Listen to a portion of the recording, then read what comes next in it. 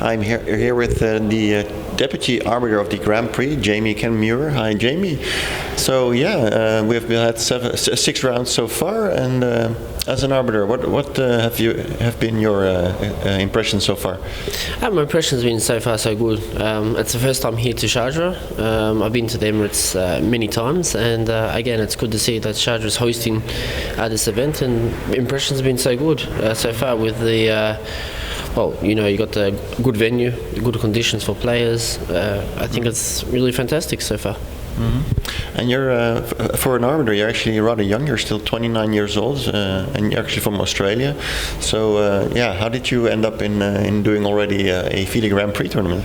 I've done many tournaments so far where I've decided to be an arbiter or deputy chief, or haven't been the honours of doing the chief position, but I've been an arbiter at the Candidates Tournament, European Cup, and a few other tournaments, even the last Olympiad as an anti-cheating arbiter. So where it's obviously made a lot of headlines for many reasons, but no, I think it's good to come here and good to raise the flag for Australia, considering we are in the middle of nowhere to the rest of the world, for Europe and for Asia, so it's good to be here. And yes, obviously a few grey hairs are coming through because of the long distances that you have to travel from Australia. So yeah, you actually mentioned this episode in the Baku Olympiad.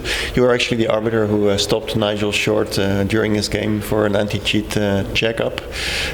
He wrote about you before that. He wrote about you after that, I believe.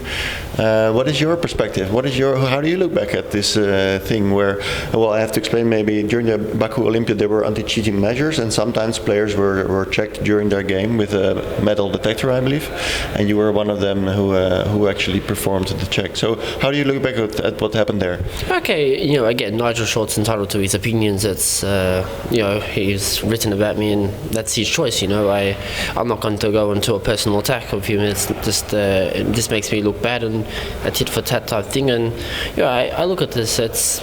I look back at it, I was just doing my job. I was just a match arbiter. I wasn't a sector or deputy chief or chief arbiter of the event. So, I was just doing my job. In terms of the metal detectors, it was very similar to what we have here.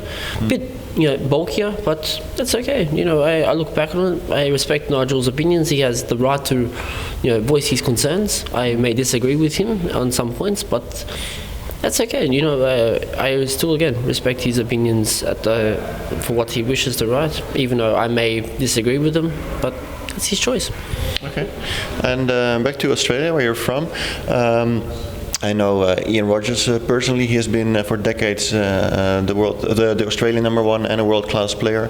And meanwhile, there have been some more grandmasters like Zhong Zhao and David Smurden. I should mention, of course, there are some other players, other grandmasters as well, but they are representing the young generation. And for Moulton Lee is now doing very well, and I know a few other names. Bobby Cheng is playing a tournament right now. Yes, I saw that. Yeah, in Amsterdam. How is it?